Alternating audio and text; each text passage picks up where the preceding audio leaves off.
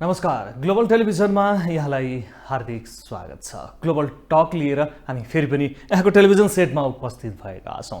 Global टकमा हामी राजनैतिक विषयवस्तुहरूलाई अलिकति बढी चिरफार गर्ने प्रयत्न गरिराखेका छौँ। नेपालको राजनैतिक वस्तुस्थिति कता जाँदैछ र कस्तो अवस्थाबाट गुज्रिरहेको छ भन्नेतिर केन्द्रित हामी हुँदै आइरहेका छौँ। आज हामी कुरा गर्दैछौँ नेकपा एमाले जुन 9औं अधिवेशनदेखि लगातार रूपमा संसद चाहिँ अवरुद्ध गर्दै आइराखेको छ। उसले आफ्ना सांसद भनेका भलै त्यो अहिले अर्को दल गठन भएर निर्वाचन आयोगमा अर्कै दलको सांसद भइसकेका छन् हैन, एकीकृत समाजवादीको सांसद भइसकेका छन्। तर त्यो मेरो सांसद हो र मैले कारबाही गरेको थिएँ र त्यो कारबाही चाहिँ नि सभामुखले नगरिदिएको, सचिवालयमा सूचना समेत टाँस नगरिदिएको भनेर कटाक्ष गर्दै आइरहेका छ र निरन्तर रूपमा 9औं अधिवेशनदेखिको जुन संसद छ त्यसलाई चाहिँ अवरोध गरिरहेका छ। अवरोध जारी नै राख्ने भनेर उसले निर्णय पनि गरिसकेको अवस्था रहेको छ। यो बीचमा जनताको आवाज बोलिनुपर्ने संसद किन अवरुद्ध गरिरहेका छ र उसको मेन मुद्दा चाहिँ ती 14 सांसद र अब चाहिँ सभामुखको राजीनामा कि 14 सांसदको कारबाही भनेर आइराखेको अवस्था पनि रहेको छ र जिल्ला अधिवेशन पनि गरिरहेको छ नेकपा एमाले। यही अवस्थामा के छ स्थिति, यिनै सन्दर्भमा रहेर आज हामी कुरा गर्छौँ। हामीसँग कुराकानी गर्नको लागि स्टुडियोमा उपस्थित हुनुहुन्छ केन्द्रीय सदस्य हुनुहुन्छ नेकपा एमालेका, त्यसैगरी नेता नेकपा एमालेका डाक्टर सूर्य प्रसाद पाठकज्यू, यहाँलाई हार्दिक स्वागत छ। धन्यवाद, नमस्कार। यहाँहरूको जिल्ला अधिवेशन चलिरहेको छ हैन, कस्तो छ नेतृत्व चयन परिस्थिति? हामीले हाम्रो पार्टीको निर्णय अनुरूप एमाले जिल्ला बाहेक धेरै जिल्लाहरूमा हामीले 23-24 गते जिल्ला अधिवेशन सम्पन्न गर्ने गरी पार्टीको निर्णय थियो। त्यसलाई कार्यान्वयन गर्ने सन्दर्भमा कतिपय जिल्ला अधिवेशनहरू सम्पन्न भइसकेका छन्। अधिकांश ठाउँमा हामी सर्वसम्मत ढङ्गबाट नेतृत्व चयन गरेका छौँ। जहाँ सर्वसम्मत हुन सकेन साथीहरूका बिचमा आफैले नेतृत्व गर्न त अझ पार्टी राम्रो बन्छ भन्ने खालको तीव्र चाहना व्यक्त भयो। त्यो ठाउँमा हामीले आफैले नेतृत्व गर्दा पार्टी राम्रो बन्छ भन्ने चाहना भयो। त्यो ठाउँमा हामीले साथीहरूका बिचमा स्वस्थ प्रतिस्पर्धा गरेर नेतृत्व चयन गरेका छौँ। मलाई लाग्छ यो जिल्ला अधिवेशनले नेकपा एमालेलाई फेरि गाउँ गाउँमा टोल 13-14 जिल्लामा त बाँकी नै छ हैन, बाँकी छ, टोल टोलमा अझ बढी शक्तिशाली बनाएर लिएर जानेछ र अधिकांश जिल्ला सम्मेलनको मैले हेरिराखेको छु नेतृत्व। कतिपय ठाउँमा युवाहरू आउनुभएको छ जो जाँगरका साथ, कतिपय ठाउँमा परिपक्व नेतृत्वहरू आउनुभएको छ। मलाई के विश्वास छ भने अब यो जिल्लामा यो नेतृत्वले आँक्दाखेरि नेकपा एमाले पहिलो शक्तिको रूपमा अझै बलियो मजबुत भएर अगाडि बढ्ने यहाँहरूको विश्वास चाहिँ त्यो छ। म सबै जिल्ला अध्यक्षलाई हार्दिक बधाई र शुभकामना दिन चाहन्छु। हजुर, एउटा प्रश्न के भने सर्वसम्मतको नाममा प्रजातान्त्रिक प्रक्रियाबाट अलिकति अलग हुँदै गएको हो कि के हो नेकपा एमाले? बिल्कुल त्यो मान्छेको बजारको हल्ला। तर मेरै जिल्लामा भन्नुहुन्छ हामी निर्वाचन मार्फत अधिवेशन सम्पन्न गरेर आएका छौँ। त्यसकारण हामीले पहिलो प्रयास के गर्यौँ भने आकाङ्क्षीहरूका बिचमा सर्वस्व बनाउनका लागि प्रयास गऱ्यौँ। जब आकाङ्क्षीहरूले हामी निर्वाचनमा जान्छौँ, हामी प्रतिस्पर्धामा जान्छौँ, कार्यकर्ताले जे फैसला दिनुहुन्छ त्यसलाई हामी स्वीकार गर्छौँ भनिसके पछाडि हामीले जबरजस्ती गरेर मिल्दैन थियो। त्यो हाम्रो पार्टीको विधान विपरीत हुन्थ्यो। त्यसकारण हामीले सौहार्दपूर्ण ढङ्गबाट कार्यकर्ताहरूको बिचमा छाडिदिउँ र कार्यकर्ताले आफ्नो फैसला सुनाइदिनु भयो। त्यो फैसलालाई स्वाभाविक रूपमा सबैले स्वीकार्नुपर्छ। त्यसो त अध्यक्ष पदका लागि पनि नेतृत्व चयन गर्दाखेरि 10औं महाधिवेशनमा चितवनमा गएर यहाँहरूले सर्वसम्मतै जानुपर्छ भनेर ठुलो कसरत गर्नुभयो, त्यसले पनि अलिकति शङ्का उब्जाएको? त्यहाँ पनि हामीले निर्वाचन गरेनौँ र होइन, त्यहाँ त निर्वाचन त गर्नु हो तर बाध्यताका बिचमा आग्रह हो। त्यसलाई नै बाध्यकारी होइन, त्यो म्यान्डेटरी होइन, किन हाम्रो विधानले त्यसलाई म्यान्डेटरी मान्दैन, खालि आग्रह हो, अनुरोध हो। तर त्यो आग्रह र अनुरोधमा प्रतिस्पर्धीहरू सहमति नभएपछि हामीले अभ्यास गर्दै आएको विकल्प थियो, हामीले त्यो विकल्प प्रयोग गऱ्यौँ। तर जसरी भीमरावजीले उम्मेदवारी दिँदै गर्दाखेरि अलिकति बढी नकारात्मक भाव प्रस्तुत भयो कि उहाँप्रति आफ्नै नेताहरूले पनि त्यो परिस्थिति त हो नि, यहाँले स्वीकार्नुहुन्छ नि? त्यो त यस्तो हो, त्यो त सम्बन्धित उम्मेदवारले बुझ्ने कुरा। सर्वसम्मत जाउँ भनेर सौहार्दपूर्ण तरिकाले जान खोज्नु ठिक हो, कसैले चित्त बुझाएन भने उम्मेदवार दिन्छ। तर त्यो उम्मेदवारी दिँदै गर्दाखेरि चाहिँ अलिकति अर्कै भावले हेरियो कि उहाँहरूलाई। मैले त्यो त प्रतिनिधिले कसरी हेरे प्रतिनिधिले जान्ने कुरा। तर मूलभूत रूपमा हामीले त्यति बेलाको आवश्यकता अनुरूप हलको झन्डै 90% मानिसहरूले यति बेला सर्वसम्मत आजको आवश्यकता भन्यो। तर भीमराव कमरेडले होइन म निर्वाचन लड्छु, कार्यकर्ताले जे फैसला दिन्छ स्वीकार्छु भनिसकेपछि त उहाँ निर्वाचनमा जानुभयो, टेन्टेटिभ 10-11% भोट लिएर आउनुभयो। त्यसले त झन् पार्टीलाई नराम्रो के गरेछ, राम्रै गरेछ भने ठान्छु म त। भनेपछि त्यो प्रक्रियामा गएर आयो होइन, ठिक छ। अब यहाँहरूको नेतृत्व चयनका लागि त प्रक्रिया अगाडि बढी नै हाल्छ, आन्तरिक रूपमा यहाँहरू त्यो अगाडि बढ्नु भएको छ। तर सबैभन्दा महत्त्वपूर्ण मुद्दा यतिखेर उठेको छ, यहाँहरूले संसद अवरुद्ध गरिराख्नु भएको छ, चल्न नदिने, यही अवस्थामा नदिने, विरोध जारी छ। अवरुद्ध भन्दा विरोध भनेर बुझ्नुहोस् यसलाई। अब विरोधै जारी छ, विरोध जारी छ। अब त्यो विरोध किन गरिराखेको? तपाईँलाई थाहा छ प्रतिपक्षीको भूमिका विरोध गर्नुमा होइन, त्यस्तो होइन। तपाईँलाई थाहा छ हामी एउटा कुरा स्वीकार्छौँ, जनताको आवाज उठाउने सबभन्दा सर्वोच्च थलो भनेको संसद हो। मुलुकमा जल्दबल्द समस्याहरू भएका छन्। राष्ट्रियताको सन्दर्भमा भर्खरै मात्र एउटा भारतीय प्रधानमन्त्रीको अभिव्यक्ति सार्वजनिक भएको छ, त्यसको बारेमा हामी त्यहाँ बोल्न सकिरहेका छैनौँ। कोभिडका फेरि नयाँ सङ्क्रमण आउँदैछ, त्यसका समस्याहरू सबै जल्दबल्द समस्याहरू उठाउने सबैभन्दा महत्त्वपूर्ण थलो कुरो संसद हो भन्ने कुरा नेकपाले राम्रोसँग बुझ्दछ। तर हाम्रा केही प्रश्नहरू संसदमा रहेका छन्, अहिलेका प्रश्नहरू होइनन्। जब प्रतिनिधिसभाको सभामुखले प्रतिनिधिसभाको नियमावली विपरीत, नेपालको संविधान विपरीत, दल त्याग सम्बन्धी कानुन विपरीत र आफैले स्थापित गरेको नजिर विपरीत जुन खालको निर्णय लिएर अगाडि बढ्नुभयो, त्यो निर्णयका बारेमा हाम्रा प्रश्नहरू सभामुखसँग छन्। जति बेलासम्म सभामुखले त्यो प्रश्नहरूको उत्तर दिनुहुन्न, त्यति बेलासम्म त्यही सभामुखको अध्यक्षतामा चलेको बैठक अगाडि बढ्ने कुरा गाह्रो हुन्छ। त्यसकारण हाम्रो अहिलेको माग भनेको सभामुखले नेकपा एमाले प्रचलित कानुन बमोजिम प्रतिनिधिसभामा सङ्घीय संसद सचिवालयमा दर्ता गराएको भदौ 1 गतेको निवेदन उप सभामुखको धारणा के हो? डाक्टर साहब, अब हलो अड्काएर नबसौँ न, निकासतिर जाऊँ न, अर्को दल गठन भइसकेको देख्नु भएन। यो जान्न खोजिरहेको छ। कहाँ कसले प्रयास गरेर दल गठनको मान्यता हामीलाई थाहा छैन। तर हामीले भनेको के हो भने हाम्रो पार्टीको केन्द्रीय कमिटीको बैठकले साउन 28 गते 14 जना सांसदले पार्टीको संविधानको हुइप उल्लङ्घन गरे बापत कारबाही गर्यो। भदौ 1 गते हामीले तिनलाई प्रतिनिधिसभा सङ्घीय संसद सचिवालयमा दर्ता गऱ्यौँ कारबाहीको लागि। तर सभामुख कहिले दाँत दुख्यो, कहिले के दुख्यो, अनेक बहाना गर्ने र त्यो निवेदनबाट कारबाही नगर्ने, उहाँ आफैले स्थापित गरेर नजिकको विपरीत उभिनुभयो। त्यसकारण सभामुख भनेको निष्पक्ष हुनुपर्छ, त्यो एउटा कुनै व्यक्ति होइन। हामीले भन्दै आएका छौँ हाम्रो प्रश्न अघि पछाडि सापकोटासँग होइन, हाम्रो प्रश्न सभामुखको कुर्सीसँग हो। सभामुख आफैमा संस्था हो। अनि एउटा दलमाथि एउटा दल विभाजन गरी मतियार बनेर सभामुखले संसदमा निष्पक्षता कायम गर्न सक्नुहुन्छ? हाम्रो एउटा प्रश्न त्यहाँनिर छ। जति बेलासम्म सभामुखबाट त्यो प्रश्नको जवाब पाउँदैनौँ, त्यति बेलासम्म क्षमा माग्दै भन्छौँ हामी संसदमा हाम्रो विरोध जारी राख्छौँ। चल्न नदिने, विरोध जारी राख्छौँ, विरोध जारी राख्ने होइन। त्यसो त नेकपा एमाले 56 सालमा पनि लामो समय 57-58 दिनसम्म अवरुद्ध गरेका थियो, यो दल यस्तै हो भन्न थालिसकेका छन् है। अब यहाँहरूलाई अहिले भन्नु जनतासँग क्षमा माग्दै हामीले भन्यौँ कि हामीलाई थाहा छ जनताले धेरै समस्याहरू भोग्नु परेको छ। सरकार आर्थिक रूपमा अवस्था कस्तो छ तपाईँले देख्नुभएको छ। विज्ञहरू भन्दैछन् श्रीलङ्का पो हुन्छ कि नेपाल भन्दैछन्।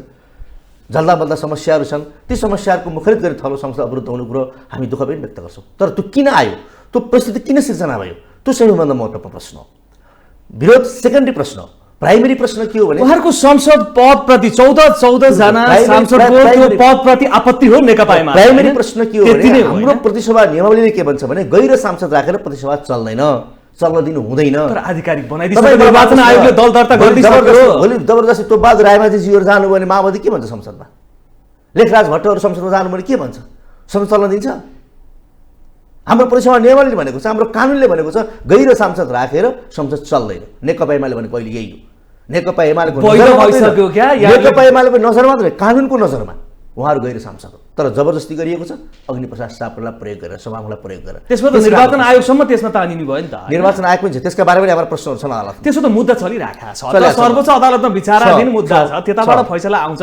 कुर्नुस् न यहाँहरु, सर्वोच्च अदालतमा त्यसको मुद्दा चलिरहेको छ। तर हाम्रो भनाइ के हो भने एउटा पार्टी जो विभेदका विरुद्ध लडेर आउँछ, एउटा पार्टी जो अन्यायका विरुद्ध लडेर आउँछ, एउटा पार्टी जो न्यायका पक्षमा उभिने कुरा प्रण गर्छ, त्यो पार्टीले आफूमाथि भएको अन्याय सहेर कसरी बस्न सक्छ? आज नेकपा एमालेमाथि जुन अन्याय भएको छ, नेकपा एमालेलाई विभाजन गर्नका लागि जुन प्रयासहरू भए र सभामुख त्यसको मतियार बन्नुभयो, एकछिन कल्पना गर्नुहोस् त हाम्रो ठाउँमा नेपाली काङ्ग्रेस भएको के तर्क गर्थ्यो? प्रतिसभा अवरुद्ध गर्ने थिएन काङ्ग्रेसले। हाम्रो ठाउँमा नेकपा माओवादी केन्द्र भएको के गर्थ्यो? अवरुद्ध गर्ने थिएन। एकचोटि हाम्रो ठाउँमा बसेर सोच्नुहोस् न, सोच्न भन्नुहोस् न ती मान्छेहरूलाई। त्यसकारण हामीले भन्न खोजेको कुरा के हो भने प्रतिसभाको सभामुख दल विभाजनको मतियार भन्दै जाने भने भविष्यमा नेपालको राजनीतिक स्थायित्वको सुनिश्चित हुन सक्छ। भोलि अर्को सभामुखले यही नजिर समात्यो भने अर्को दल विभाजन हुन सक्दैन। तपाईँलाई याद होला 54 सालमा नेकपा एमाले विभाजन गरियो, काङ्ग्रेस बाजा बजाएर नाच्यो। तर 59 सालमा के भयो? काङ्ग्रेस आफै पनि विभाजन भयो। त्यसकारण गलत कुराहरूलाई स्थापित गर्ने काम नगरौँ भन्ने हाम्रो आग्रह हो। माधव नेपालले राजनीति नगर्ने? हजुर, माधव नेपालले राजनीति नगर्ने, त्यसो भए राजनीति गर्न पाउनुहुन्छ नि, किन नपाउने? तर नेकपा एमालेको दलको अनुशासन उल्लङ्घन गरे बापत उहाँले कारबाहीको भागीदार बन्नु पर्थ्यो। त्यो हाम्रो आग्रह हो। त्यो त नेपालको नेपाल मात्र होइन, दुनियाँको संसदीय राजनीतिमा हेर्नुहोस् न, दलीय व्यवस्थामा दलको अनुशासन सबभन्दा महत्त्वपूर्ण हो। दलको अनुशासन मेजरमेन्ट गर्ने सबभन्दा महत्त्वपूर्ण औजार के भने दलको हुइप हो। संसदको हुइप उल्लङ्घन गरे बापत पार्टीले कारबाही गरिसके पछाडि त्यो कारबाही सभामुखलाई के भनिएको छ भने 15 दिनभित्र सूचना टाँस्नुपर्ने छ भनिएको छ। सभामुख न्यायाधीश होइन, उसले छलफल गराउने होइन, उसले बोलाउने होइन, उसले सूचना टाँस्ने हो। त्यो सूचना टाँस्ने काम किन नगरेको भन्ने हाम्रो प्रश्न अग्निप्रसाद सापकोटाज्यू सभामुखसँग हो।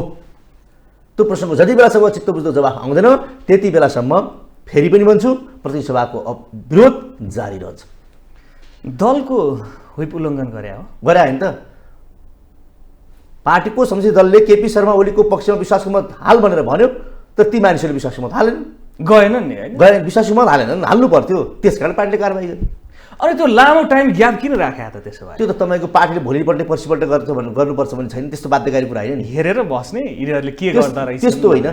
भोलि गएर सुप्रिम कोर्टले चाहिँ त्यसलाई पुनर्स्थापित गरिदिएर परमादेश दिएर प्रधानमन्त्री बनाइदिइसकेपछि चाहिँ बल्ल अब चाहिँ कारबाहीतिर लाग्नु भनेर किन लाग्यो त त्यो कारबाही कति बेला गर्यो टाइमिङ भनेको कुरा इम्पोर्टेन्ट होइन प्रकृतिको कुरा महत्त्वपूर्ण हो मतलब प्रकृतिको कुरा के हो भने उहाँहरूले पार्टीको व्हिप उल्लङ्घन गर्नुभयो तपाईँले भने एउटा कुरा ठिकै हो अलिक चाँडै एक्सनमा गयो भने हुन्थ्यो भन्ने हामीलाई पनि लागेको थियो तर हाम्रो पार्टीभित्र केही समस्या थियो तपाईँले जान्नुहुन्छ अझै पनि पार्टीभित्र केही समस्याहरू छन् त्यसलाई मिलाउन सकिन्छ भने प्रयास गरौँ भने थोरै टाइम चाहिँ बाइङ गरे हुनसक्छ तर गरेको काम चाहिँ उहाँहरूले अपराध हो त्यो नेपालको इतिहासमा र नेपालको संसदीय राजनीतिभित्र अक्षम्य अपराध हो त्यो कसैले पनि त्यस्तो अपराध गर्छ भने त्यो वास्तवमा त्यो सजायको भागीदार बन्नुपर्छ किनभने नभए त दलीय व्यवस्थै भएन प्रतिगामी हुनु भयो अरे नि त त्यसैका कारणले गर्दाखेरि संविधान बच्यो भनेर 5 गठबन्धनले भनिराखेको छ अहिलेको सरकारले भनिराखेको छ यस्ता अवैध प्रश्नको तपाईँको जवाफ दिएर के समय खर्च अर्को प्रश्नमा जाउँ न यो पनि कसरी पत्ताउने प्रश्न हो के हो प्रतिगामी सुप्रिम कोर्टले के भन्यो प्रतिगामी सुप्रिम कोर्टले के भन्यो त सुप्रिम कोर्टले त उल्टाइदियो त सुप्रिम कोर्टले कसरी उल्टा तपाईँलाई भनिदिन्छु सुप्रिम कोर्टको एउटा न्यायाधीशले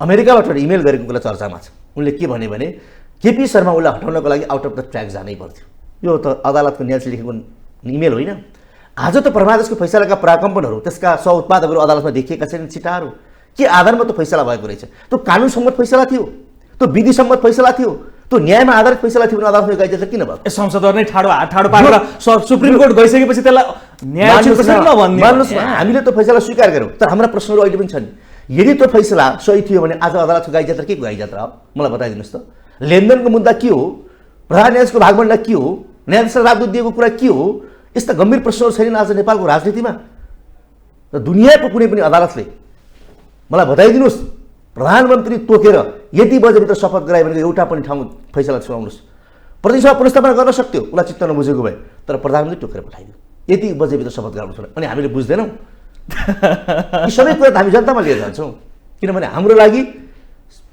रामशाह पदका श्रीमान 5 के भन्छ त्यो श्रीमान 5 भनौँ तीभन्दा हाम्रो लागि जनता मान्छ नि अन्तिम फैसला गरेर जनता होइन अच्छा हामी त्यही जान्छौँ नि कुराहरू लिएर भनेपछि अब सुप्रिम कोर्टको फैसला नकोर्ने अवरोध जारी राख्ने हाम्रो विरोध जारी जति बेलासम्म सभामुखले हामीसँग छलफल गरेर यहाँ के आरोप लाग्न थालेको छ भने हिजो दुईचोटिसम्म नेकपा एमाले र तत्कालीन प्रधानमन्त्री केपी शर्मा ओलीले विघटन गरेको यो संसदको औचित्य छैन भन्ने पुष्टि गर्नका लागि निरन्तर विरोध गरिरहेका त्यो होइन हाम्रो मुद्दामा सम्बोधन गरिदिए पनि हामी विरोध गर्दैनौँ नि सभामुखले हाम्रो तपाईहरुको मुद्दामा सम्बोधन गर्नको लागि त अर्को दल गठन भएर अर्को दलका सांसद भइसके हैन सिम्पल छ सभामुखले हामीले दिएको निवेदनको कारबाही गरेर सुधार राख्दिनुस् हामी संसद सुधार गर्छौँ गाह्रै छैन नि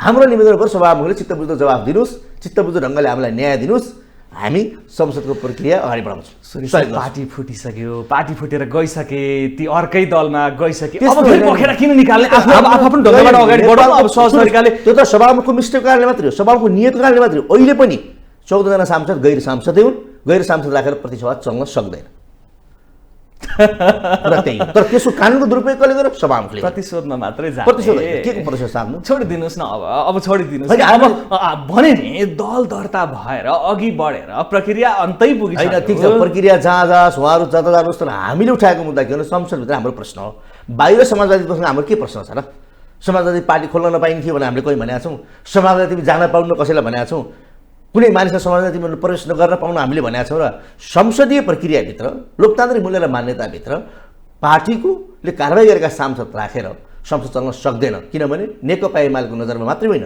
प्रतिसभाको नियमावली नेपालको कानुन रूप उहाँहरू गैर सांसद हो र हाम्रो प्रतिसभा नियमावलीले के भन्छ भने गैर सांसद राखेर प्रतिसभा चल्दैन भनेपछि अब यहाँहरू सर्वदलीय बैठकमा पनि जानुहुन्न सरकारले बोलाएको होइन सहमतिका लागि विकासतिर यहाँहरू सोच्नै हुन् हाम्रो प्रश्न अहिले अरू दलसँग होइन हाम्रो प्रश्न सभामुखसँग छ बिल्कुल हामी सभामुखको राजीनामा आए चाहिँ हुने फेरि सभामुखसँग हामीले अहिले राजीनामा हुन मागेका छौँ र अस्ति नै भन्नुभयो त यहाँहरूले कि सभामुखको राजीनामा कि 14 संसदको हामीले भन्ने खोजेको भन्नुभएको छ किन भन्नु यो निवेदन हामीले अफिसियल्ली सभामुखको राजीनामा भनेर हामीले माग गरेका छौँ हामी त्यहाँ मिडियामा आएर यहाँका ठुला नेताहरूले बोल्नुभयो रोस्टममा पनि हेर्नुभयो होला हामीले तोकिएका नारा लगाएका छौँ हामीले त्यहाँ सभामुखको राजीनामा मागेका छैनौँ तर यो निकास दिने काम कसको सभामुखको सभामुख निकास दिनै पर्छ आज नेकपा एमाले जुन आरोपित गर्नुभएको संसद अवरुद्ध भनेर आरोपित गरिरहनुको छ, आज संसद नचल्नुको प्रमुख कारण भनेको को हो भने सभामुखले यसको गाँठो फुकाउनुपर्छ। यहाँहरूको अर्को ऊ छैन, सभामुखप्रति नै हो। सभामुखप्रति नै हाम्रो प्रश्न, हाम्रो सरकारप्रति नै यसमा कुनै प्रश्न छैन, अरू दलसँग नै हाम्रो यसमा कुनै प्रश्न छैन। होला नेकपा एमाले चोइटीको पक्षमा उहाँहरू चाहिँ रमाइलो गर्नुभयो होला, नेकपा एमाले कमजोर भयो भने ठान्नुभयो होला, त उहाँहरूको कुरा। तर हाम्रो मूलभूत प्रश्न सभामुखसँग छ र यो प्रश्न जति बेलासम्म उत्तर पाइने त्यसमा जारी रहन्छ। होइन, उत्तर पाउनुको लागि टेबल टक त गर्नु पर्यो नि। टेबल टकमै नजाने नेकपा सभामुखले हामीसँग बोलाएर संवाद गर्नु पर्यो, हामीसँग बोलाउनु नेकपा बोलाउनु भएको थियो सभामुखले। नो त्यो दल सर्वदलीय बैठक होइन, नेकपा एमालेसँग सिंगल टक गर्नु पर्यो। त्यो आँट छ सभामुखसँग। ए सर्वदलीय बैठकमा नजाने, सिंगल टक मात्रै जाने, जसलाई हामीले दलको मान्यता दिएको संसदको त्यो दल बोलाएर हामी किन जाने? जुन गएर सांसद बनेर बनेको दल हामीले मान्यता दिएको त्यही दल बोलाएर हामी जान्छौँ। हामी सभामुखसँग सिंगल टक गर्न तयार छौँ। सभामुख तयार हो? आँखा जुदाएर कुरा गर्न सक्नुहुन्छ हामीसँग? त्यो ल्यागत छ? प्रधानमन्त्रीसँग गफ नगर्ने, प्रधानमन्त्रीसँग अनौपचारिक संवाद भइरहेको, अस्ति भर्खर बालकोट जानु औपचारिक रूपमा त्यो अर्कै सब्जेक्टलाई जानुभयो होला होइन, संवाद भइरहेको नि। प्रधानमन्त्री बोलाएको ठाउँमा पनि जानुभयो। हाम्रो प्रश्न छ त, त्यो समाजवादी दल भन्ने संसदमा हामीले त्यो बस्नु भएन, त्यो टेबलमा त्यो सांसद हुन्जेल यहाँहरू नबस्ने, त्यस्तो केटाकेटी कुरा होइन। त्यो दललाई हामीले संसदमा चिन्दैनौँ। त्यो दलको संसदीय मान्यता प्राप्त गर्न लागेको दल होइन, नेपाल कानुन सम्मत छैन, त्यस कारण हामी नगयो। यसमा सिम्पल कुरा छ नि। निर्वाचन आयोगले दल दर्ता गरिदिसकेको छ। निर्वाचन आयोगले कसरी गरेको जे भने त्यही अड्डी कसेर हुन्छ। होइन, हाम्रो प्रश्न निर्वाचन आयोगसँग पनि होला, तर हामीले अहिले मूलभूत प्रश्न सभामुखसँग हो। त्यो निवेदन उप सभामुखको दृष्टिकोण के हो, हामीलाई चाहिएको त्यही हो। सर, अध्यादेश आइवरी दल विभाजन भएको होइन भने वैधानिक रूपमै भएको भने होइन, नेकपा एमाले विभाजन गर्न के कुराहरू भयो तपाईँहरूसँग सर्लङ्गै छ। 20% राखियो, त्यो पनि अझ 10% राखिन्थ्यो, के गरियो त्यतातिर नै हामी जान चाहन्नौँ। हामीले समात्ने कानुन हो, हामीले समात्ने प्रतिसभा नियमावली हो, हामीले समात्ने संविधान हो। हामी मान्छेले कहाँ गएर व्यवहार समात्ने हुँदैन, हामीले कानुन समात्छौँ र हामीले कानुन समातिराखेका छौँ। त्यसकारण यो कानुन कुनै हालत संसद चल्न नदिने, चल्न भने अब निर्वाचनसम्म चल्दैन, अवरुद्ध गरिरहेको छ, अवरुद्ध गरिरहेको छ। सभामुखले जान्नु पर्यो। सभामुख नीति नियम बनाउने हिउँदे अधिवेशन भनिन्छ, अब नीति निर्माणै बन्न नपाएपछि कसरी चाहिँ अगाडि अहिले नै क्षमा मागेर भनिसकेँ। सभामुखले पुरा जिम्मेवारी लिनु पर्दैन? सभामुखको उत्तरदायित्व छैन संसदप्रति? सभामुखले भूमिका खेल्नु पर्दैन संसद सुचारू गर्नका लागि? संवाद गर्नु पर्दैन सभामुखले? पत्रकारसँग संवाद गरेर अझ नेकपा एमाले सांसदलाई निकालिदिन्छ, छ हिम्मत हामीलाई निकाल्नु। सभामुखले बोलायो भने अरू जानुहुन्छ? अब सभामुखले नेकपा एमाले वार्ता बोला, नेकपा वार्ता गर्न तयार छ सभामुखसँग, छलफल गर्न तयार छ। अरू दल बस्नु भयो? नो, सभामुख ओन्ली सभामुख। नेपाली कांग्रेसले त्यहाँ बस्नु भएन, माओवादी केन्द्र हाम्रो मुद्दै सभामुखसँग छ। मात्रै सभामुख र नेकपा एमालेको बीचमा हुन सक्छ, टेबल टक हुन सक्छ, गर्न हामी तयार छौँ। छलफल गर्नु पर्यो नि। प्रधानमन्त्री पनि त्यहाँ बस्नु भएन? हाम्रो सभामुखसँग बिचको समस्या हो यो। हामीले प्रश्न सभामुखसँग जो सोधेका छौँ, उत्तर दिने पात्र सभामुख उत्तर दिने काङ्ग्रेस हो र उत्तर दिने माओवादी हो र हामीलाई उत्तर दिने अरू पार्टी हो र उत्तर दिने हामीलाई सभामुख सचिवालयमा किन सूचना टास्या भनेर उत्तर दिनु भयो? उत्तर दिने सभामुख हो, प्रश्न सोध्ने हामी हो। प्रश्नकर्ता र उत्तरकर्ताको बिचमा हुनु पर्यो क्या संवाद। बाहिर संवाद गरेर के फाइदा छ? प्रश्न सोध्ने एमाले नियमसम्म ढङ्गले, त्यसको जवाब दिने पात्र सभामुख, र दुईटा कुरा छलफल गरौँ न त। भनेपछि निकास त्यही नै हो। अब सभामुखसँग मलाई लाग्छ डाइरेक्ट त्यही नै हो। तर सभामुख जसरी प्रस्तुत हुनुभएको छ बाहिर नेकपा एमालेका सांसदलाई कारबाही छ हिम्मत कारबाही गर्ने? कुन आधारमा कारबाही गर्नुहुन्छ हामीलाई? कुन आधारमा निकाल्नुहुन्छ हामीलाई? छ त हिम्मत? यस्ता खालका वातावरण उत्तेजित पनि निकाल जो सभामुखले गर्नुभएको छ, उहाँलाई वास्तवमा सभा सञ्चालन गर्ने कसरी भने थाहा जस्तो लाग्न थाल्यो अहिले त सभामुखलाई। त्यस्तो देखिएन र हेर्नु त। अरू सभामुखमा के गर्थ्यो होला? कति लामो संवाद गर्थ्यो होला? कति छलफल गर्थ्यो होला? अझ हुर्काएर, अझ धम्काएर, अझ नेकपा एमाले जस्तो पार्टी जो आज मुलुकको सबभन्दा ठुलो पार्टी हो, सबभन्दा ठुलो दलको हैसियत राख्छ जनताको बिचमा हामी चुनौतीहरूमा छौँ। अहिले पनि मुलुकको सर्वाधिक शक्तिशाली पार्टी र जनताको लोकप्रिय पार्टी नेकपा एमाले, यो पार्टीसँग अनावश्यक ढङ्गले पौडजोरी खेलेर सभामा पुग्नु चाहिँ कहाँ? हाम्रो प्रश्न हो। सभामा पुग्न खोजेको चाहिँ कहाँ? गर्न खोजेको चाहिँ के हो सभामुखले? सभामुख त्यही भन्नुहुन्छ, गर्न खोज्या के हो यो संसद अवरुद्ध गरेर? नेकपा एमालेलाई पेलेर, नेकपा एमालेलाई माथि अन्याय गरेर अनि उहाँ चाहिँ कस्तो लोकतान्त्रिक संस्कार मूल्य र मान्यता स्थापित गर्न खोजिरहनु भएको छ। थोरै चर्चा गरौँ न। यो गठबन्धनको समीकरण परिवर्तन हुन लागेको छ भन्ने हल्ला खल्ला सुनिन्छ, त्यसरी हामीलाई थाहा छैन। त्यो हाम्रो धेरै चासोको विषय पनि। अस्ति बालकोट पुग्नुभयो नि त? ठिक छ, प्रधानमन्त्रीले प्रमुख पसलको नेतालाई भेट्ने कुरा त्यो स्वाभाविक हो, भेटघाट गर्नुपर्छ, संवाद गर्नुपर्छ, त्यसलाई हामीले राम्रो रूपमा लिनुपर्छ। तर गठबन्धन के गर्छ त्यो हाम्रो धेरै चासोको विषय होइन। यो गठबन्धन जनताप्रति उत्तरदायी गठबन्धन पनि होइन, यो संसदप्रति उत्तरदायी गठबन्धन पनि होइन, यो कसैप्रति उत्तरदायी छ भने सर्वोच्च अदालतप्रति उत्तरदायी भएको गठबन्धन हो। भनेको न्यायाधीशहरू जो फैसला सुन्ने न्यायाधीश प्रतिनिधि गठबन्धन हो, यो जनता काम गर्न आएको गठबन्धन पनि होइन। गैर काम हेर्नु भएको छैन। आज आर्थिक अवस्था कहाँ पुग्यो? आर्थिक तथ्याङ्कहरू के भन्दैछ? कुनै पनि बेला नेपाल गम्भीर आर्थिक सङ्कटमा फस्दैछ भने आर्थिक तथ्याङ्क आएको छ। विकास निर्माणको खर्च हेर्नुभयो भने 6% पनि भएको छैन। योजनाहरू सबै काटिएका छन्, लथालिङ्ग छ। कहीँ तपाईँ विकासको निर्माणको चर्चा सुन्नुहुन्छ? कहीँ कतै नयाँ परियोजनाहरू प्रारम्भ भएको सुन्नुहुन्छ? यो बिचमा केही पनि छैन।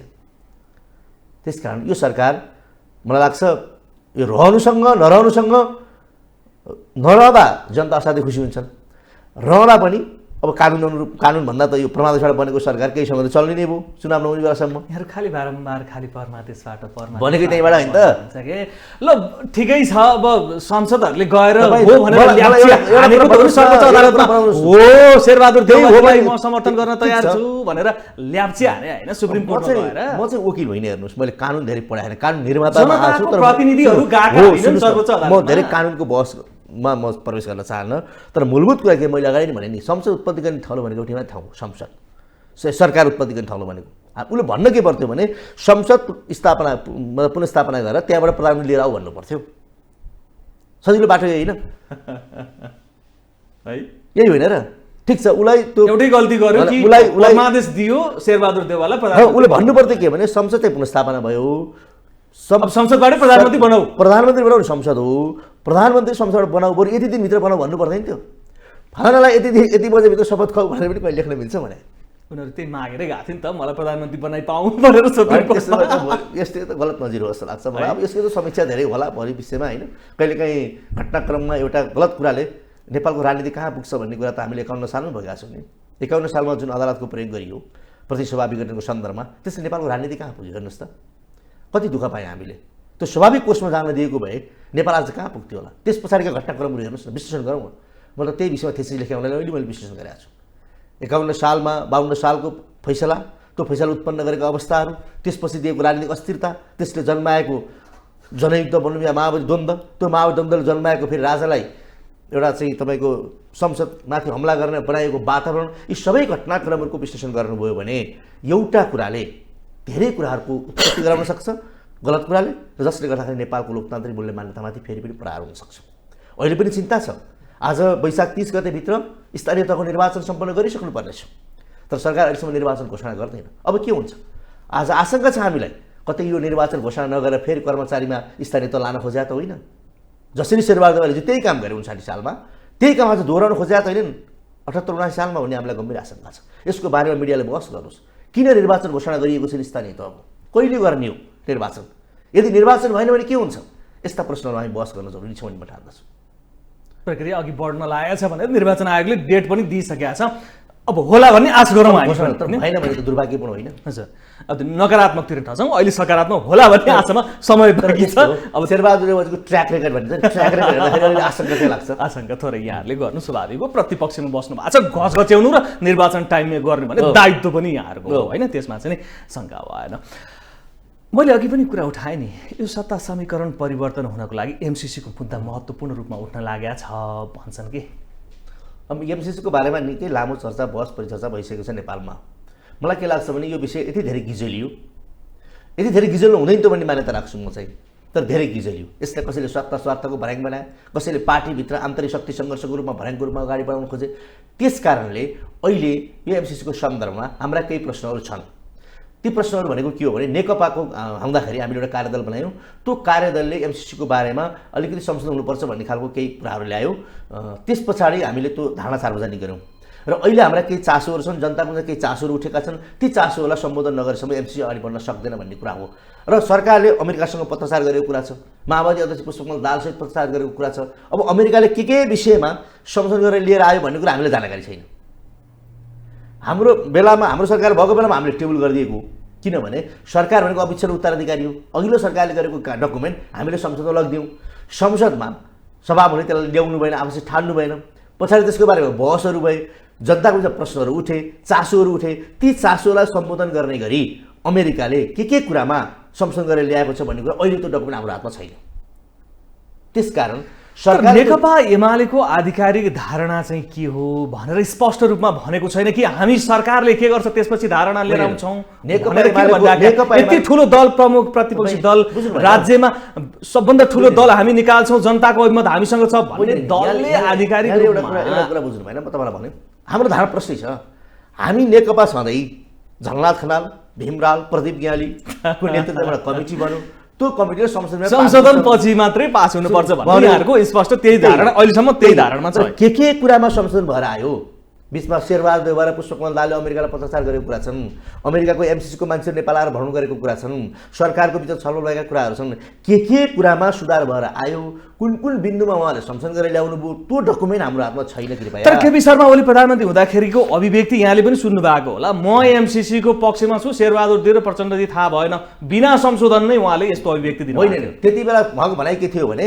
म सरकारको अभिक्षण उत्तराधिकारी हो एमसिसीको सन्दर्भमा मैले संसदमा प्रवेश गराउँछु छलफल त्यही होस् भन्नुभएको थियो उहाँले छलफल त्यही होस् भन्नुभएको म सकारात्मक छु उहाँहरूको कुरा थाहा भएन भन्नुभएको थियो उहाँले होइन उहाँ सकारात्मक कुरा बोल्नुभएको कुरा त सम्पूर्ण झुट बोल्नुपर्ने कुरै छैन नि त्यति प्रतिपक्षी हुने बित्तिकै फेरि त्यस्तो अनेक धारणाहरू परिवर्तन त्यस पछाडि धेरै खालका अध्ययनहरू भए धेरै खालका मतलब साइडमा डकुमेन्टहरू छन् भन्ने कुरा भयो जनतामा यत्रो चिन्ता चासो उठ्यो नि त जनतामा चिन्ता चासो उठेन अनि जनताको चिन्ता र चासोलाई सम्बोधन नगरिकन अगाडि बढ्न सक्छ नेकपा एमाले जो जनतामा आधारित पार्टी हो कहिलेकाहीँ पार्टीले बोलेको कुरा भन्दा जनताको आएको चासो पनि महत्त्वपूर्ण हुन्छ नि त जनताका चिन्ताहरू पनि महत्त्वपूर्ण हुन्छ नि जनताले प्रश्न उठाइराखेका छन् यो एमसिसीले नेपालको सार्वभौमसत्ता सम्पन्नलाई कतिको असर गर्छ कि गर्दैन यो एमसिसी लागू हुँदा के हुन्छ भने जनताको चाहिँ उठिरहेको प्रश्न छन् ती प्रश्नहरूको सम्बोधन नगरेसम्म जनतालाई चित्त नबुझाएसम्म जबरजस्ती अगाडि बढ्ने कुरा त उपयुक्त भएन नि तर हामीले भनेको के हो भने ठिक छ कुनै पनि देशसँग हामीले लिनुपर्छ सहयोग अझ हाम्रो जस्तो देशले अलिकति विकास क्षेत्रमा अगाडि बढेको देशले सहयोग समर्थन लिने कुरा उपयुक्त छ त्यसलाई लिनु पनि पर्छ हामीले अन्तर्राष्ट्रिय सम्बन्धमा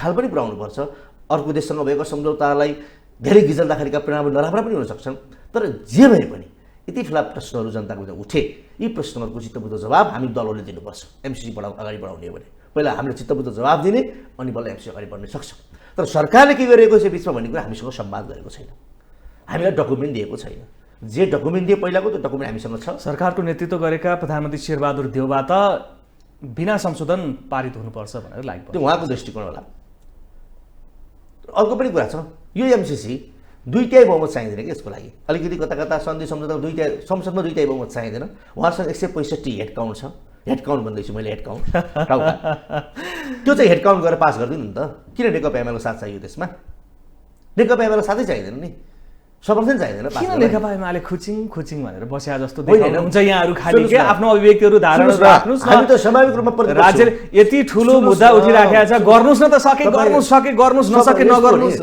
हामी प्रतिपक्ष हो सरकारले प्रस्तुत गरेका सबै बिल हामीले पास गर्नुपर्छ भने छ र नभए प्रतिपक्ष भए के भयो त अर्थ सरकारले जे विधेयक ल्याउँछ जे कुराहरू सरकारले ल्याउँछ ती सबै कुरामा नेकपा एमाले ल्याप्से लाउने नेकपा एमाले हैसियत हो एमालेको अभिव्यक्ति गर्न त देखान त भन्ने होइन नि त एमालेले त नीति नियम र विधि प्रक्रिया अनुसार यसो गर भन्ने हो नि त प्रश्न छ सरकारले संसदमा टेबल गरोस् हामीले हाम्रो धारणा सार्वजनिक गर्छौँ हामी सांसद पनि हो हामी बोल्न पाउँछौँ त्यसमा हामी बोल्छौँ हाम्रो दलको बैठक राख्छौँ हाम्रो दलको दृष्टिकोण सार्वजनिक गर्छौँ तर जुन विषय संसदमा आएकै छैन बाहिर बजारमा चर्चा भएको विषयमा नेकपा एमाले प्रतिक्रिया किन दिइराख्नु पर्यो एमसिसीको बारेमा नेकपा एमाले प्रश्नै छ त्यो कुरा जनतालाई थाहा नै छ हामीले भनेकै छौँ त्यस पछाडि थप के डेभलपमेन्ट भयो हामीलाई थाहा छैन संसदमा आएकै छैन विषयवस्तु टेबल भएकै छैन नेकपा एमाले हतारेर किन बोल्नु पर्यो अहिले होइन आधिकारिक धारणा त हामी दिन्छौँ नि त बिल्कुल दिन्छौँ एमसिसी सन्दर्भमा हाम्रो अफिसियल धारणा जति बेला संसद टेबल हुन्छ त्यतिखेर मात्र दिने अहिले नदिने अहिले त के आवश्यक छ र जे थाहा पाउनु पर्छ जनताले भनिराखेको छ त एमसिसी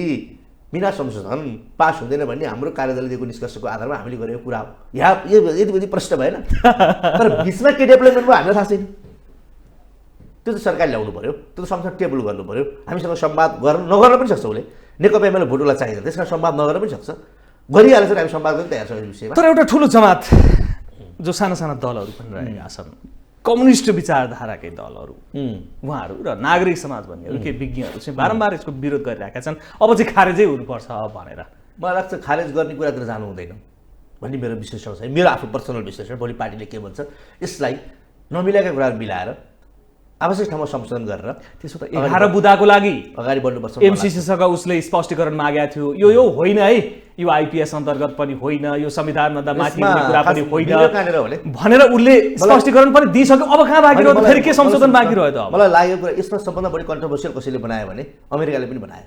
कहिले यसलाई आइपीएसको अङ्ग भने एउटा अधिकारी बोल्छ, कहिले आइपीएस भन्दा पहिल्यै प्रारम्भ भएको भन्छ। केही शङ्का त छ नि, के आशंका त छ नि। त्यस कारण एउटा कुरो त्यहाँ। दोस्रो कुरो, हाम्रो पार्टीभित्रको पार्टी अन्तर्सङ्घर्षको एउटा चरम एउटा बहसको विषय पनि यो बन्यो।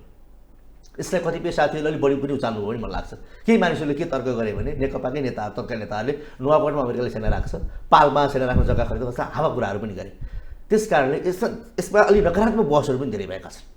त्यस कारण सकारात्मक पक्षबाट हामीले जनतालाई बुझाउने कुरातर्फ पहिला दलहरूका बिचमा खालको छलफल हो, त्यो राम्रै गर्छ भन्ने मलाई लाग्छ। किनभने अहिले हामीले चाहिँ यो ग्रान्ट खारेज गरेर जाँदाखेरि नेपाललाई त घाटा हुन्छ नि त। जस्तै 450 केबीको त्यत्रो ट्रान्समिसन लाइन बनाउनु पर्ने छ, झन्डै झन्डै 100-150 किलोमिटर सडक कालोपत्री बन्ने कुरा छ।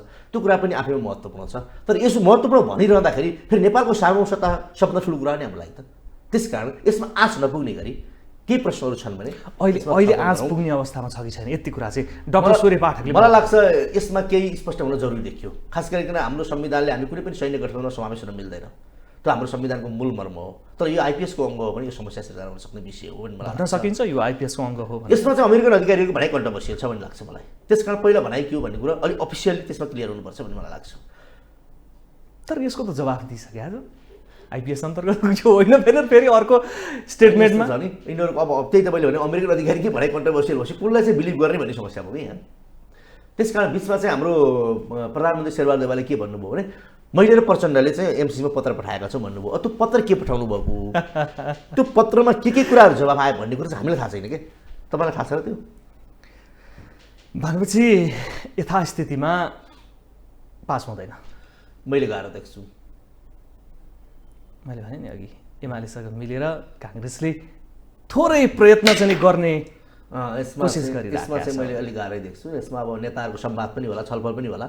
अब यसमा चाहिँ पार्टीको नेताहरू, शीर्ष नेताहरूले नै छलफल भाग लिनु कुरा स्पष्ट भएको छ उहाँले हामीलाई बताउनु होला। दलमा यो कुरा होला, हाम्रो पार्टीमा यो कुरा होला, हामी पनि छलफल गरौँ होला। त्यस्तो छलफल नगर्ने, संवादै नगर्ने विषय सरकारमा जानको लागि तयार छ कि छैन त यदि समीकरण परिवर्तन हुने अवस्था आयो भने? मलाई लाग्छ अहिले नेकपा एमालेको रुचि सरकारतिर होइन। नेकपा एमाले एउटा कुरामा स्पष्ट छ, लोकतन्त्रका आधारभूत 3टा संस्थाहरू ती चाहिँ काम लाग्दा भएनन्। अदालत हेर्नुहोस् गाई जात्रा छ, जनताको विश्वास कति घटाइरहेको छ अदालतले। संसद निरन्तर रूपमा सभामुखको कारणले विरोध जारी छ, संसद चलिरहेको छैन। सरकारले कुनै काम गरेको छैन र हुँदा तपाईँले हेर्नुभयो भने महत्त्वपूर्ण राष्ट्रिय विषयमा सरकार बोल्दैन। जयसिंह धामीको बारेमा सरकार एक शब्द पनि बोल्दैन। तपाईँलाई थाहा छ जयसिंह धामीलाई भारत सशस्त्र बलले ट्विन काटेर महाकालीको बेपत्ता छन्। अहिलेसम्म उनको सार्वजनिक स्थिति सार्वजनिक भएको छैन, तर सरकार बोल्दैन। भारतीय प्रधानमन्त्रीले लिबियाधुरामा सडक बनाएको कुरा सार्वजनिक गर्छन्, नेपाल सरकार बोल्दैन। आज हाम्रो राष्ट्र सबभन्दा बढी कमजोर भएको छ। यही कुरा सबभन्दा नेकपा एमाले चिन्तित यसले बनाएको छ। मलाई लाग्छ सबैलाई चिन्तित बनाउनुपर्छ। किन सरकार बोल्दैन? किनभने पुष्पकमल दाहालले कुनै बेला भनेका थिए यस्तो गठबन्धन बनाउनु भने कसैका लागि कम्फोर्टेबल बन्छ भन्थे। त्यही कम्फोर्टेबल भएर होला राष्ट्रियताको सन्दर्भमा सरकार बोलिरहेको छैन। जनजीविकाको बारेमा, आज महँगीको बारेमा तपाईँ चर्चा गर्नुभयो भने कति % वृद्धि भएको छ हेर्नुहोस्। आयात तीव्र ढङ्गले वृद्धि भएको छ, वैदेशिक मुद्रामा तीव्र ढङ्गले चाप परेको छ। र हामी कुनै बेला आज मैले सुन्दै थिएँ श्रीलङ्काले एउटा देशसँग कस्तो सम्झौता गर्न थाल्यो भने चिया मैले पठाइदिन्छु, तेल तिमीले पठाइदियो। किनभने बिकज मसँग पैसा छैन। वस्तुको साटासाट जस्तो बिन्दुमा श्रीलङ्का पुगे जस्तै नेपाल त्यस्तो नआउला भन्ने पठाउने चिज पनि छैन हामीसँग त। त्यस्तो नआउला भन्ने केही ग्यारेन्टी छैन। अर्थात् तपाईँ बजारका सूचाङ्कहरू हेर्नुभयो भने स्थिति डर लाग्दो छ। अहिले फेरि हामी कुनै बेला लकडाउनमा जान सक्ने स्थिति आइसकेको छ नयाँ भेरिएन्टको कारणले। यसमा सरकार मौन छ, यसमा सरकार बोल्दैन। नेकपा एमालेको सरकार भएको डबलीमा बहस गर्नु त तपाईँहरू। नेकपा एमालेको सरकार भएको कान्तिपुर ठुलो ब्यानर बनाउँथे। तर आज कोरोना त नेकपा एमालेकै सरकार। सुन्नुहोस् न, आज यस्ता मुद्दाहरू छन् डबलीमा बहस हुँदैन। यस्ता मुद्दा छन् ठुल्ठुला पत्रिकाका ब्यानर न्युज भन्दैन। हामी बुझ्छौँ नि यो कुरा, किनभने सबैको प्रहार नेकपा एमालेमाथि छ। तर नेकपा एमालेको विश्वास जनतामाथि छ। विश्वास छ यहाँलाई? अबको चुनावमा के होला? डेफिनेटली नेकपा एमाले पहिलो दल सके बहुमत दाबी मात्रै हो, दाबी होइन। माधव कुमार नेपालको अभिव्यक्ति हेर्नुहोस् त, पत्ता साफ भयो नेकपा एमाले भन्दै हिँडेछ रूपमा। हामी हौ तपाईँ एउटा कुरा भन्नुहोस्, यो निर्वाचन प्रणालीले बहुमतै भन्ने कुरा अलिक कठिन हुनसक्छ, किनभने हामी जुन निर्वाचन प्रणालीमा छौँ। तर नेकपा एमालेलाई पहिलो दल बन्न त कसैले रोक्न सक्नुहुन्न। जतिसुकै डबलीवालाहरू कराए काङ्ग्रेसले रोक्छ अरे नि त। होइन काङ्ग्रेस हाम्रो प्रतिस्पर्धी, यसमा त कुनै दुई मात्रै छैन नि, हाम्रो प्रतिस्पर्धा काङ्ग्रेससँगै हुन्छ। त्यसलाई हामीले स्वीकारेकै कुरा छ भने हाम्रो मुख्य प्रतिस्पर्धी पार्टी हो भने नेपाली काङ्ग्रेस हो। मेरो त अर्को पनि बहस छ, हेर्नुहोस् मैले बहस, यो मेरो बहस बेठिक हुनसक्छ। मैले यदि नेपालमा लोकतन्त्रलाई अगाडि बढाउने हो दुईवटा पार्टी चाहियो, यो धेरै पार्टी बिचौलिया भए एकपटक नेकपा माओवादीले एक्लै चुनाव लड्न दियो। नेपाली काङ्ग्रेस डर के हो भने एमाले सपोर्ट लाग्छ कि लिन्छ कि डर हो, हामीलाई पनि कता कता मनमा कहाँ लिन्छ कि डर हो। एकपटक नेकपा माओवादीको एक्लै निर्वाचन लड्न दिउँ, त्यसले नेपालमा दुई पार्टी स्थापना गर्ने एउटा महत्त्वपूर्ण ढोका खोल्छ। होइन भने यस्तो एलायन्स बनाएर निर्वाचनमा जाने भयो भने मलाई लाग्छ फेरि पनि धेरै दलहरू हुने, दलले बिचौलियाको काम गर्ने, जनता राष्ट्रप्रति होइन सत्ता स्वार्थप्रति केन्द्रित भएर जाने स्थिति बन्न सक्छ। त्यसकारण एउटा राष्ट्रिय निर्वाचन एमालेलाई सकाउन त सबै यो पाँचै दलले मिलेर चुनाव लड्ने रे नि त। अब यसमा अर्को पाँच थप्ने के फरक पर्छ र एमालेलाई? पर्दैन, अर्को पाँच थप्नुहोस् न, के हो 10 होला?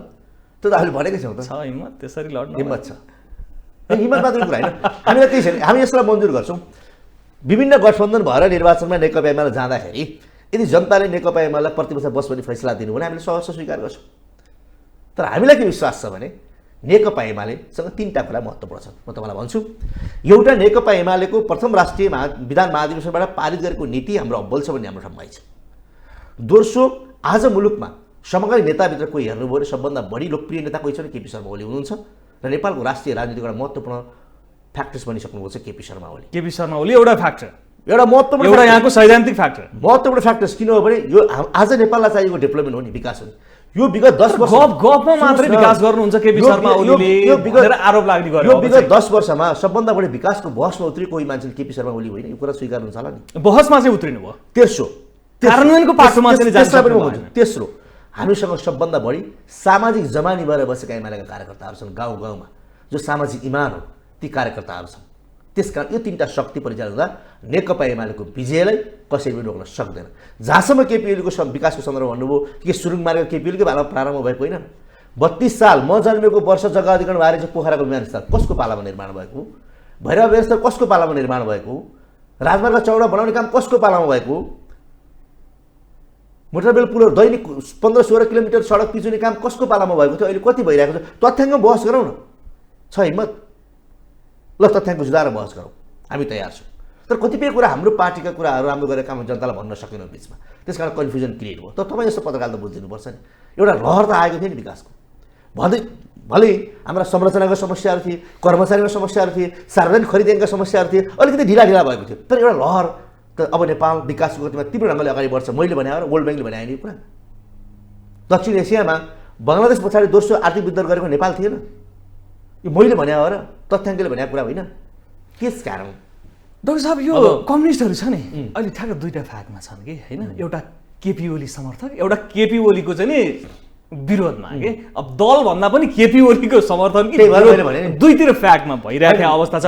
यो कम्युनिस्टहरू किन यसरी आफूमा कम्युनिस्ट मात्रै होइन, जसले अग्रगमन चाहन्छन्, जसले प्रगति चाहन्छन्, जसले विकास चाहन्छन्, त्यो फ्याक्टर्स केपी ओलीसँग उभिएकै छ। आज त्यो चाहे तपाईँको टिनेजको मतलब युवा अवस्थाका मान्छे हुन्, चाहे अलि पाको उमेरका मान्छे, सबै आज यो देशमा विकासको लहर कसरी ल्याउन सक्छ भने, विकास गर्न सक्छ भने त्यसले केपी ओलीले गर्न सक्छ भन्नेमा एउटा खालको जनमत छ। तर त्यो तर 2/3 जनमतलाई टिकाउन नसक्ने चाहिँ केपी शर्मा ओली यति चाहिँ स्वीकार्नुहोस् डाक्टर साहब। अर्को एउटा जनमत छ, यति अर्को एउटा जनमत छ, विकास भयो भने, समृद्धि भयो भने हाम्रो राजनीति सकिन्छ। त्यति मात्र होइन, तपाईँ भारतीय राजदूत पूर्व राजनीतिक किताबहरू नियन्त्रित अस्थिरता कन्ट्रोल गरेर जुन नेपालमा अस्थिरता सिर्जना गर्ने त्यसका केही पात्रहरू नेपालमा छन्। ती पात्रहरूले प्रभावित गर्ने जनमत फेरि एन्टी केपी ओली छ। आगामी निर्वाचनमा यही दुईवटा बिचमा प्रतिस्पर्धा हुनेवाला छ। डाक्टर साहब 2/3 झन्डै प्रधानमन्त्री केपी शर्मा ओली, नेकपाको अध्यक्ष पनि केपी शर्मा ओली, अब केले छेक्यो? यहाँले भने जस्तो हाम्रो छोटो विश्लेषण त्यसमा हामीले प्रथम विधान महाधिवेशनबाट भनेका छौँ, पुष्पकमल दाहाल प्रचण्डमा रहेको चरम महत्त्वाकांक्षा र माधव नेपालमा कुण्ठा, दुईटा कारणले हामीले कम्युनिस्ट पार्टी मिलाउन नसक्नु कसको कमजोरी, मिलाउन नसक्नु कसको कमजोरी, कम्युनिस्ट पार्टीको त जोगाउन सकेनौँ। त्यसकारण यसलाई सूत्रबद्ध रूपमा भन्न सकिन्छ, पुष्पकमल दाहालमा रहेको चरम पदको महत्त्वाकांक्षा र माधव नेपाल कुण्ठाको परिणाम नेकपाको दुर्घटना। त त्यसो भन्न सकिन्छ। उहाँले त 5 वर्ष प्रधानमन्त्री तपाईँ खानु दिएको अवस्था त हो नि। देशको बिचमा हटाउन किन हिँडेको त? त्यसमा कायम किन रहेको त? किन आफ्नै दलको नेतालाई संसद अवसर प्रस्तावलाई तयारी गरेको त? किन आफ्नै दलको नेतालाई तथाकथित बहुमत सो गरेर 2 टाइको बन्दा फाल्छु भनेर किन त्यो क्याम्पेनिङ गर्दै हिँडेको? पुष्पकमल दाल यति ठुलो क्षति बेर्नु भयो, अहिले मलाई जिते जस्तो महसुस भएको जस्तो मलाई लाग्दैन। आज यति ठुलो क्षति बेर्नु भयो, मलाई लाग्छ यति बेला पुष्पकमल दाल नेकपाको एकल अध्यक्ष बन्नुहुन्थ्यो। केपीले त प्रस्ताव राख्नुभएको थियो महाधिवेशनबाट, हामीले चैतमा महाधिवेशन गरौँ, तपाईँ अध्यक्ष बन्नुहोस्, एकल अध्यक्ष, मलाई 5 वर्ष सरकार चलाउदिनुहोस्। किन हतारिएको? आज के भोग्नुभयो परिणाम? आज नेकपाको शक्तिशाली नेकपाको अध्यक्ष बन्नुभन्दा त्यो माओवादी केन्द्रको अध्यक्ष के प्राप्ति गर्छ पुष्पकमल दालले? त उहाँ पनि साना दलहरू निकालेर अब माधवजीको त्यो भएर मैले एउटा कुरा भन्ने गर्छु, पद ठुलो कुरो होइन, राजनीति ठुलो कुरा हो। तर मैले भने के भने नि केपी शर्मा ओलीले पनि त जोगाउन नसके हो नि, हामी खालि माधव कुमार नेपाल प्रचण्डलाई मात्रै हामीले केपी शर्मा ओली त झन् अभिभावकको भूमिकामा गर्नु पर्थ्यो। तपाईँ उहाँहरूलाई मिलाउनु पर्यो नि त, उहाँले विरोध गर्नुभयो होइन? अब उहाँहरूको त विचारै नसुन्ने रे, सरकार चलाउँदाखेरि अध्यक्ष चलाउँदाखेरि प्रचण्डको लागि कुर्सी नै हटाइदिने सह अध्यक्षको। जस्ट 1 मिनट, तपाईँ केपी ठाउँमा के गर्नुहुन्थ्यो कि कसरी मिलाउनुहुन्थ्यो? कुर्सी त यस्तो नि, केपी ओली कस्तो रमाइलो कुरा छ क्या, मृगलाई ट्रान्सप्लान्ट गरेर आउनुभयो, अलिअलि सङ्क्रमण साल नजिक मिल्दैन, अलिअलि टाढा कुर्सी राख्यो, यस्तो कुराहरू त राजनीतिक कुराहरू अनि ठिक छ। मतलब अभिभावक भएको हिसाबले पार्टीको अध्यक्ष र प्रधानमन्त्री पनि भएको एउटा कुरा मिलाउन सक्नुहुन्थ्यो, अध्यक्ष र प्रधानमन्त्री छाड्दै मिलाउन सक्थ्यो। त्यो आजको त्यति बेलाको आवश्यकता थियो र?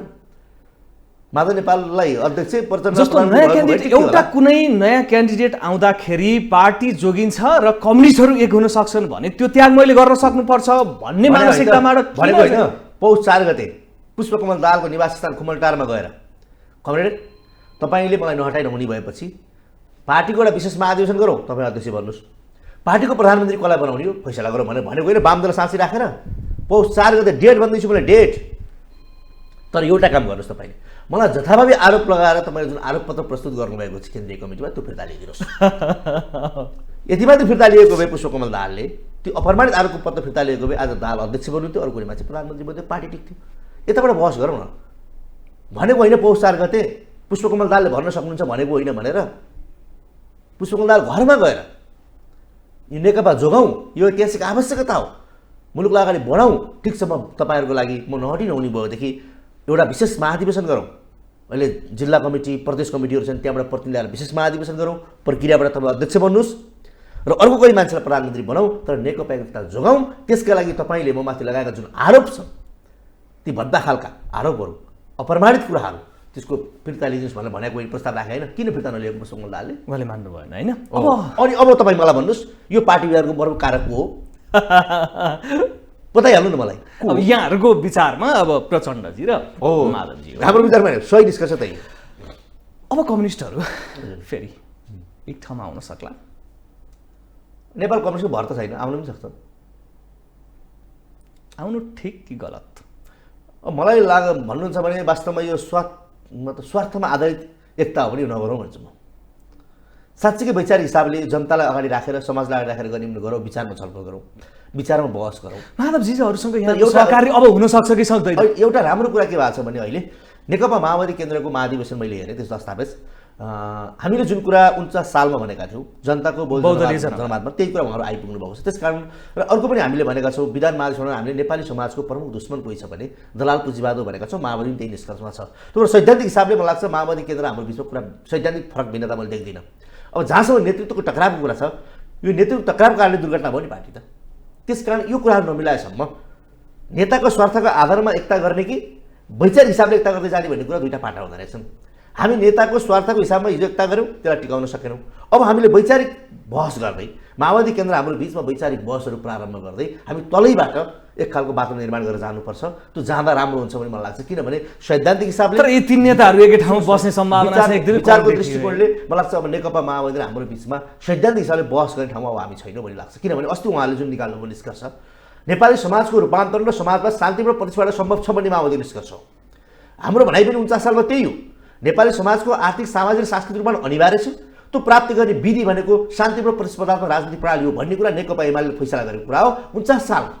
आज माओवादी त्यही बिन्दुमा आइपुग्यो, धन्यवाद छ उहाँलाई। अब यो कुरालाई समातेर र नेपाली समाजको प्रमुख दुश्मन कोही हो भने दलाल पुँजीवाद भन्ने कुरा माओवादीको निष्कर्ष र हाम्रो पनि निष्कर्ष हो। यो दुईटा कुरालाई समातेर हामी फेरि वैचारिक हिसाबले एकता भएर जान सक्छौँ। तर नेताको सत्ता स्वार्थमा आधारित भएर हामीले एकता गरेर फेरि दुर्घटना हुन्छ। कम्युनिस्टहरूको संसदीय व्यवस्था चौतारी मात्रै हो, उनीहरू यो व्यवस्थामा रमाउन सक्दैनन् भनेर विज्ञहरूले भन्ने गरेका छन्। विकल्प छैन, यो व्यवस्थाभन्दा अर्को विकल्प छैन। अब त्यो त लाग्दै नलागौँ। हामीले दुनियाँको कम्युनिस्ट आन्दोलन हेरेका छौँ, दुनियाँको कम्युनिस्ट पार्टीको विघटन कुराहरू पनि हामीले हेरेका छौँ। आज संसदीय राजनीतिभित्र कम्युनिस्ट पार्टीले यति धेरै जनताले माया गरेका छन् भने यसको विकल्प किन भन्नु पर्यो? यसलाई राम्रो बनाए भएन? कहाँ सुधार गर्नु पनि सुधार गरे भएन? यसको विकल्प के हो त? एकदलीय व्यवस्था असम्भव। के हो यसको विकल्प? यसको विकल्पका रूपमा प्रस्तुत भएका केही नेताहरू मोहन वैद्यका विप्लवका अवधारणाहरू छन् नि। त्यो असम्भव, त्यो खेती नलागे हुन्छ, त्यो सम्भवै छैन। आजको दुनियाँमा प्रतिस्पर्धात्मक राजनीतिक प्रणालीभित्र राजनीति गर्ने कुरा बाहेक बाहिरको कुरा सोचेर तपाईँ कहीँ पुग्नुहुन्छ? मलाई चाहिँ असम्भव कुरा। त्यो असम्भव। अब अन्तिममा है, हुन त यो प्रश्न त्यति मजा नहोला, तर केपी शर्मा ओली कता कता राजतन्त्रवादी हुन आँटे भनेर आरोप लगाउन थाले। हो या त कहाँ त्यस्तो भएको छ? केपी शर्मा ओली राजतन्त्रका विरुद्ध 14 वर्ष कठिन गणतन्त्र विरोधी हुन लागे भनेर यहाँले सुन्नुभएको छ नि हैन? विरुद्धमा नेपालको राजनीतिमा इतिहास हेर्नुहोस्, सबभन्दा बढी कठोर सजाय कसैले भएको छ? केपीले भोग्यो होइन? त्यो नक्कु जेलको, त्यो जेलभित्र पनि जेलमा गोलघरमा 14 वर्ष मान्छे कसरी बसेर इमेजिन गर्छ, जसले त्यसका विरुद्ध लड्यो। आज त्यही मान्छे त्यो आरोप लगाइदिने।